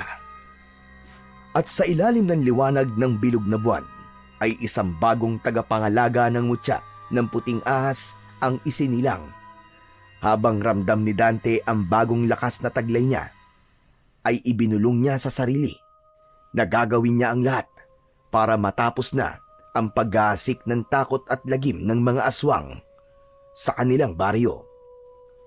Sa mga sumunod na pag-atake ng mga aswang sa kanilang baryo, ay si Dante na mismo ang humaharap sa mga yon, gamit ang isang matalim na itak at ang kapangyarihang hatid ng mutya ng puting ahas, ay hinarap niya ang mga aswang. At lahat ng pag-atake sa baryo nila ay nagtagumpay siya na itaboy ang mga aswang dahil sa natakot ang mga yon sa kanya. Dahil doon ay mabilis siyang nakilala sa buong baryo bilang bagong tagapagtanggol at isang mandirigma na kayang puksain ang mga aswang. Ngunit sa kabila ng pagkilala na natanggap ni Dante, ay nanatili ang bigat sa dibdib niya. Hindi niya magawang maging lubusang masaya dahil hindi pa rin niya nakakausap si Edsel at hindi pa rin niya ito nagagawang ibalik sa pamilya nila. Isang gabi, habang naghahapunan, ay walang ibang laman ang isip ni Dante kundi ang kanyang kapatid. Sa gitna ng pananahimik niya, ay biglang nagsalita si Lolo Isidro. Dante, iho. Masaya ako na ikaw ang naging bagong tagapangalaga ng mutya ng puting ahas. Nakikita ko kung paano mo ginagampanan ng buong puso at maayos ang tungkulin mo. Maraming salamat po, Lolo. Salamat po at nagtiwala kayo sa akin. Malaking tulong din po ang ginagawa natin pagsasanay araw-araw. Pero paano na ang buhay mo sa Maynila, Apo? Balak mo pa bang bumalik doon? Saka na po ako babalik sa Maynila. Kapag sigurado na po akong tapos na ang banta ng aswang dito sa baryo. Saka kapag naibalik ko na rin si Edsel sa atin. Ano pala ang plano mo kay Edsel, Apo? Naisip ko po na kailangan ko makausap si Don Hidalgo.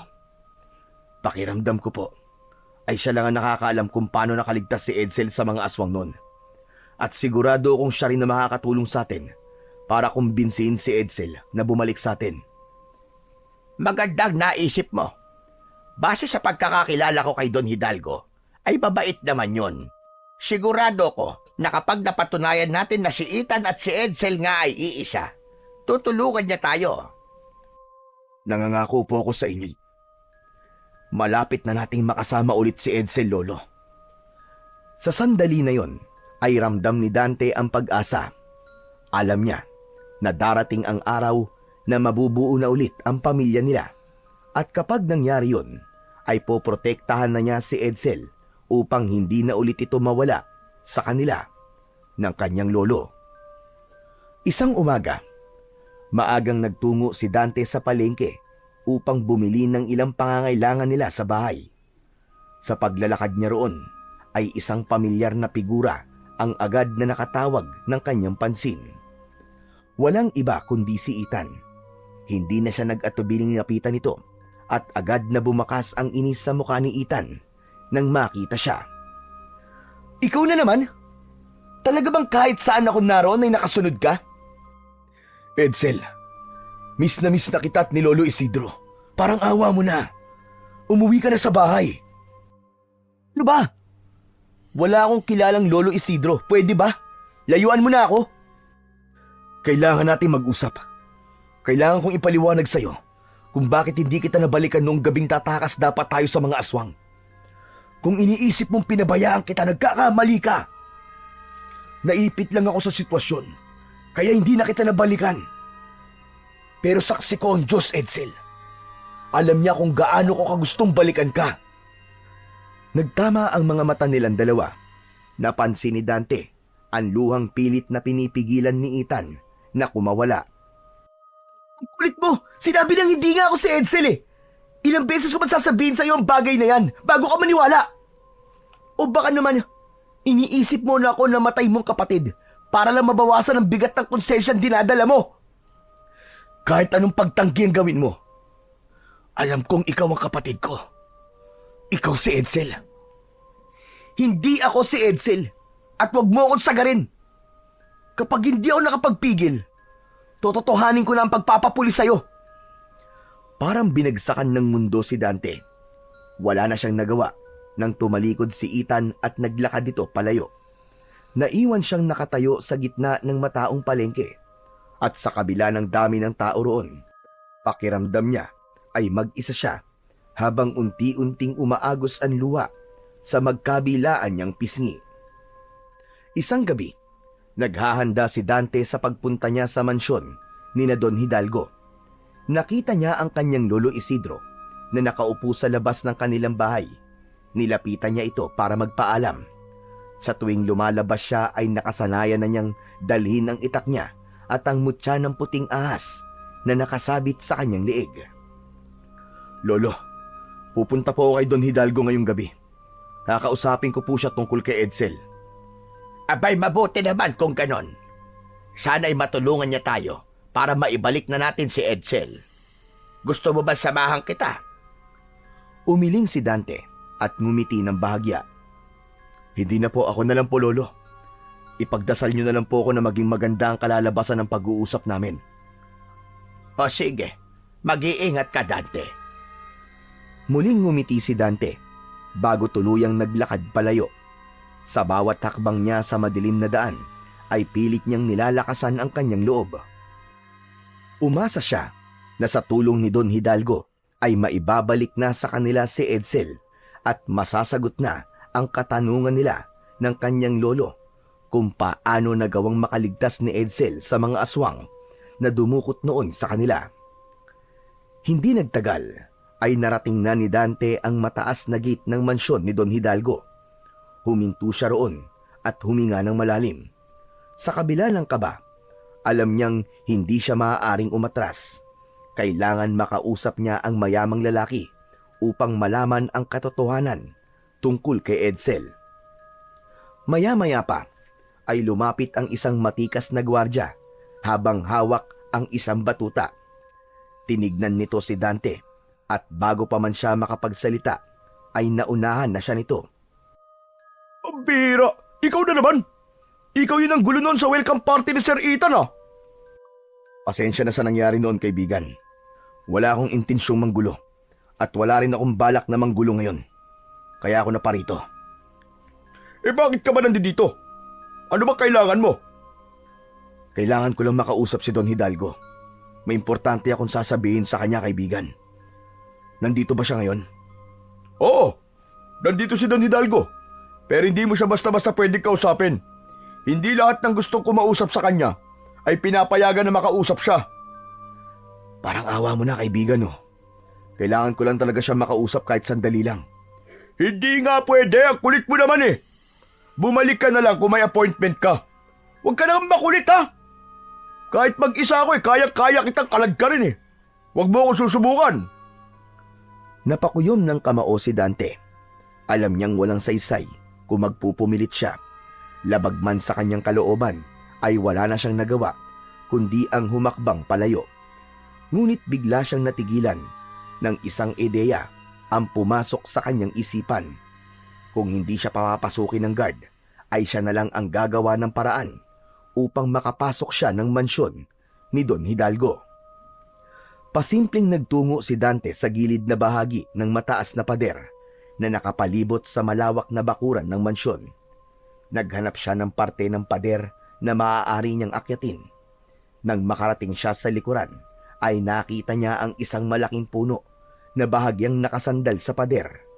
Napangiti siya dahil naisip niya na yun ang magiging daan para makapasok siya sa mansyon ni Don Hidalgo.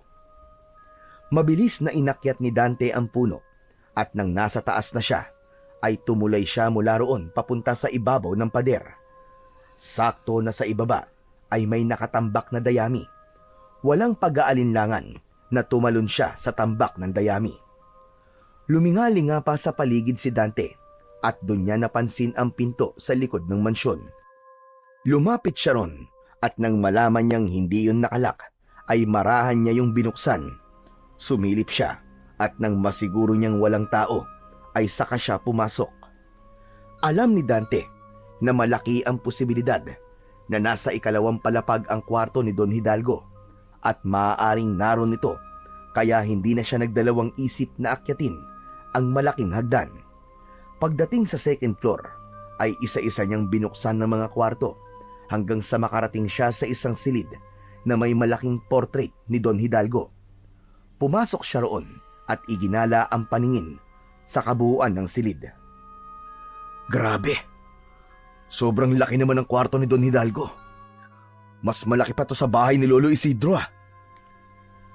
Nanlamig si Dante nang makarinig siya ng yabag ng sapatos na tila palapit sa kwartong kinaroroonan niya. Natatarantang naghanap siya ng mapagtataguan at nakita niya ang isang malaking closet at doon niya napagdesisyonang magtago. Pumasok siya sa closet at maingat na isinarado ang pinto nun.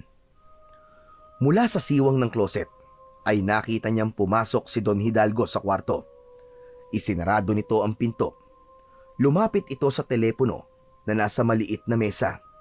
Nagdial ito roon at maya-maya ay may kausap na ito gamit ang telepono.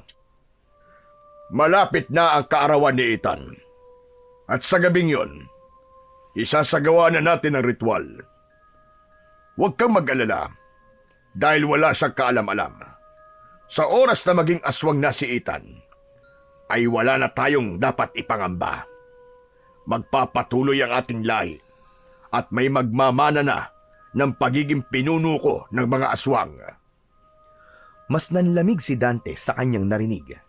Nanatili siya roon sa kloset dahil pakiramdam niya ay marami pa siyang malalaman. Ano ka ba? Huwag mong isipin yan.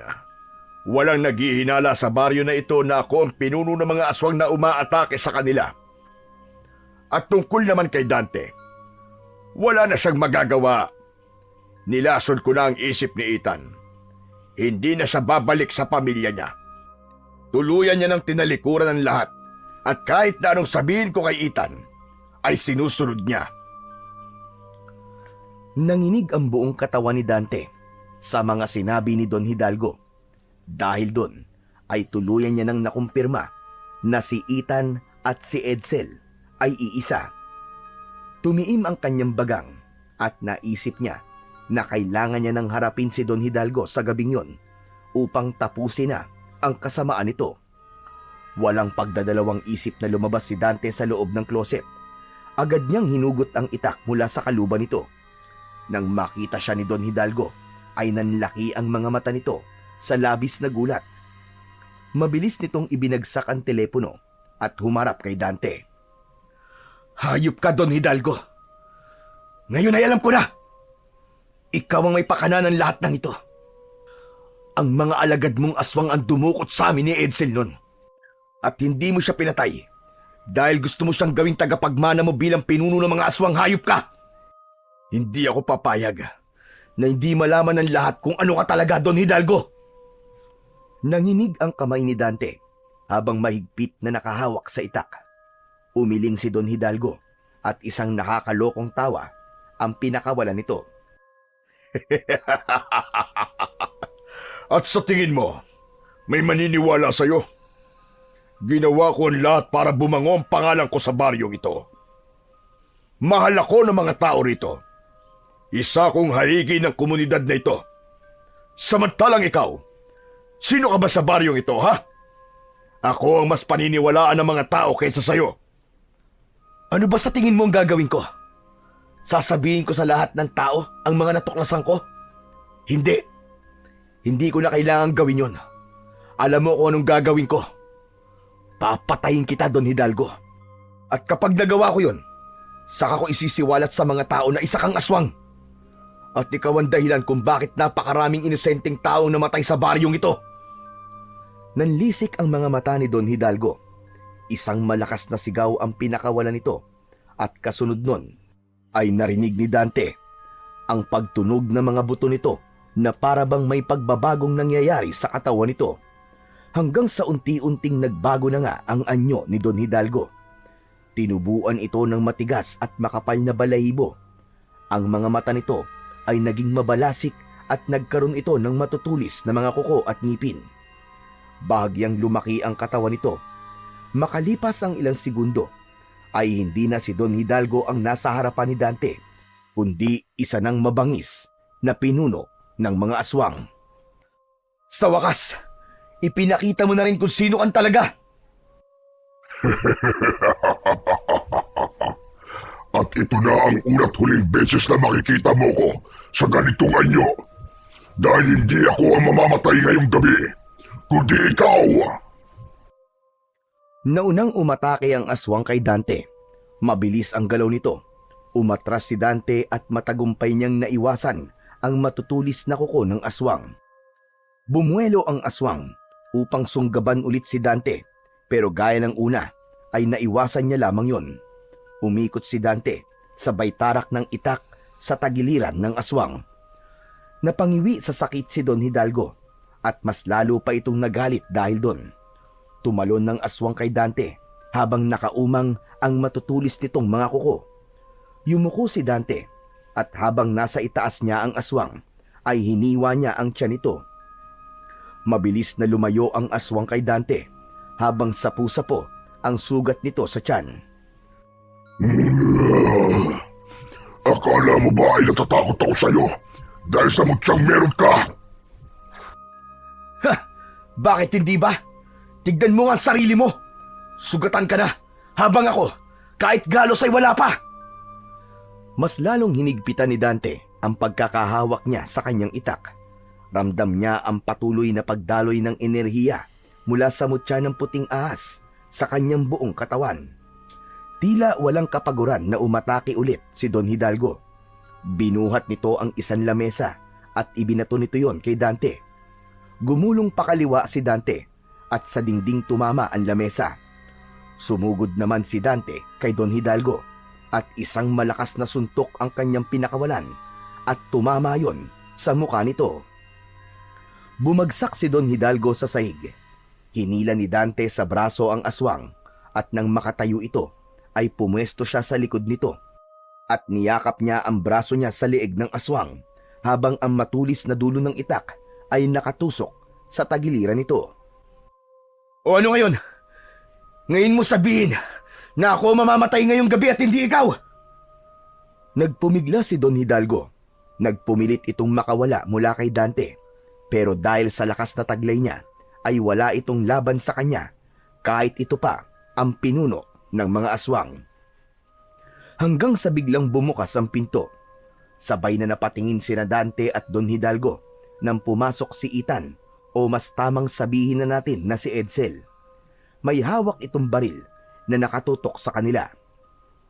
Humakbang si Edsel at huminto ilang dipaan layo kina Dante at Don Hidalgo. Hindi nito inalis ang pagkakatutok ng baril sa kanila. Ethan! Ethan, anak ko! Alam mong hindi yan ang pangalan ko. Edsel man o Ethan, ikaw pa rin ang anak na kailanman ay hindi ko inasahan na magkakaroon ako. Tulungan mo ko, anak! Hindi ko akalain na isa ka palang aswang, papa! Napangisi si Don Hidalgo sa kabila ng kanyang kahinaan. Bagyang napakibit balikat habang nakapalupot pa rin ang braso ni Dante sa kanyang liig. Bakit? Mabubura ba ng pagiging aswang ko katotohanan? Ako ang dahilan kung bakit buhay ka pa hanggang ngayon, Edsel. Kung hindi ako dumating sa buhay mo, malamang matagal ka ng patay. Pero tignan mo ang sarili mo ngayon. May komportable kang buhay at lahat ng gusto mo ay nakukuha mo. At lahat ng yun ay dahil sa akin. Tumigil ka! Huwag mong gawing mabango ang sarili mo, hayop ka! Ginawa mo lahat ng yon para sa pansarili mo lang na interes. Hindi mo binuhay si Edsel dahil sa awa o pagmamahal. Ginawa mo yon dahil gusto mo siyang gawing kagaya mo na isang aswang para may magmana ng trono mo at may magpatuloy na kasamaan mo. Totoo mga sinabi mo. Pero Edsel, lahat ng yun ay para sa'yo. Kapag naging aswang ka, ay magiging makapangyarihan ka. Hindi mo na kailangan ng isang kapatid na nangakong poprotektahan ka, pero hindi naman niya ginawa. Edsel, huwag kang makinig sa kanya. Sa akin kang makinig. Kapatid kita at hindi kita ipapahamak. Talaga? Hindi mo ako ipapahamak? Eh nung iniwan mo ako sa kuta ng mga aswang, hindi ba ipinahamak mo na ako noon?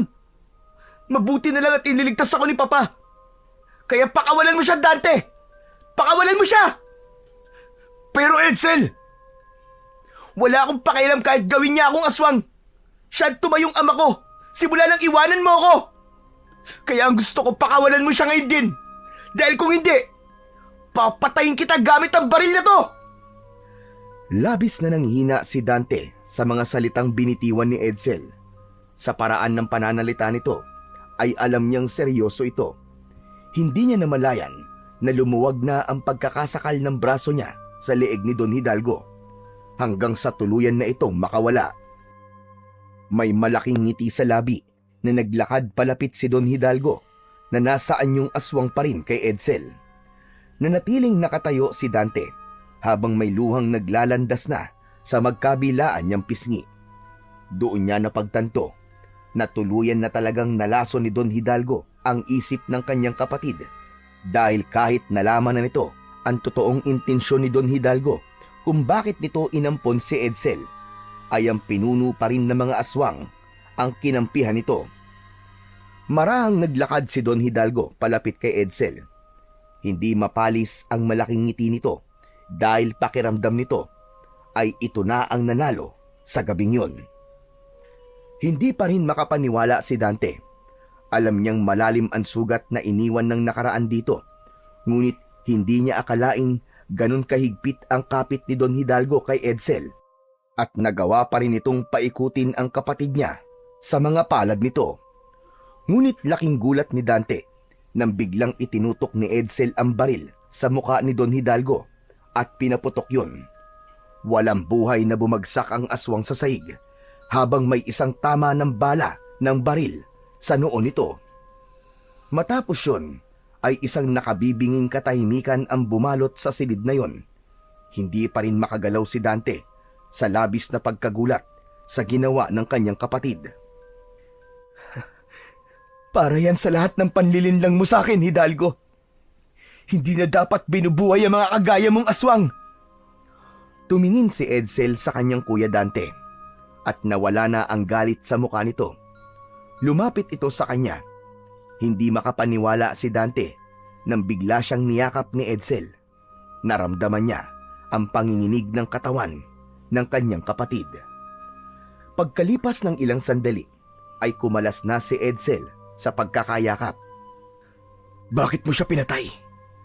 Ang akala ko ba ay sa kanya ka kumakampi? Hindi totoo yun, kuya. Nagpanggap lang ako.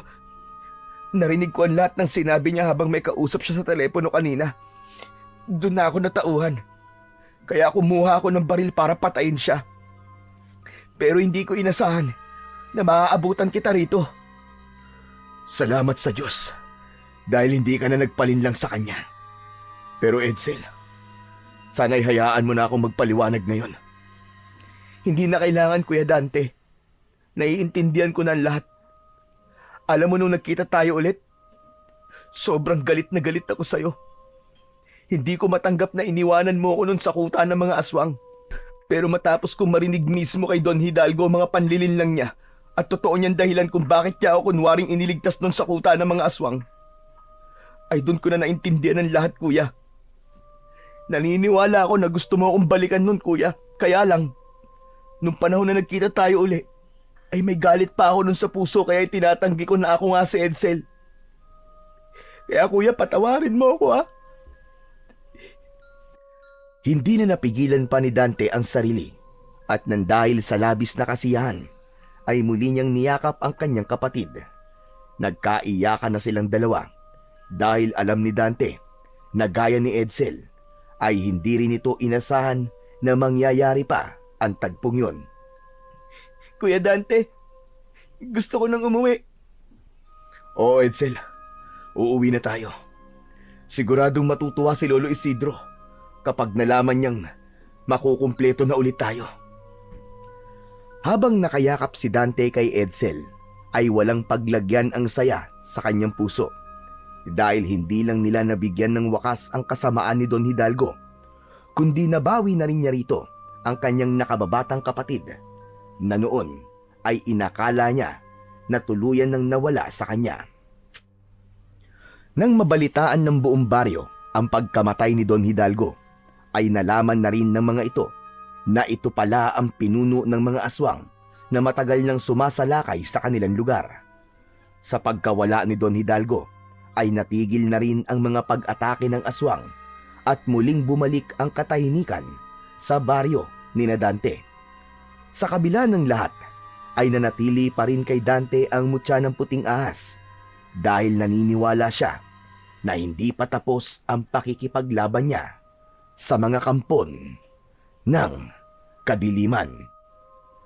Matapos ang lahat, ay nilisan ni Dante at Edsel at Lolo Isidro ang baryo at nanirahan sila sa Maynila upang magsimula ng panibagong buhay. Doon nga ay naibigay na ni Dante sa kanyang kapatid at Lolo Isidro ang pangarap niyang maginhawang buhay para sa mga ito. Sa paglipas ng mga taon, ay mas lalo pang tumibay ang pagsasama ni Dante at Edsel bilang magkapatid. Paminsan-minsan, bumabalik sila sa baryo upang magbakasyon at alalahanin ang lahat ng mga pinagdaanan nila noon. Alam ni Dante na hindi nila maaaring tuluyang talikuran ang lugar na yon dahil doon siya nagsimulang mangarap, hindi lang para sa kanyang sarili, kundi para rin sa dalawang pinakaimportanteng tao sa kanyang buhay.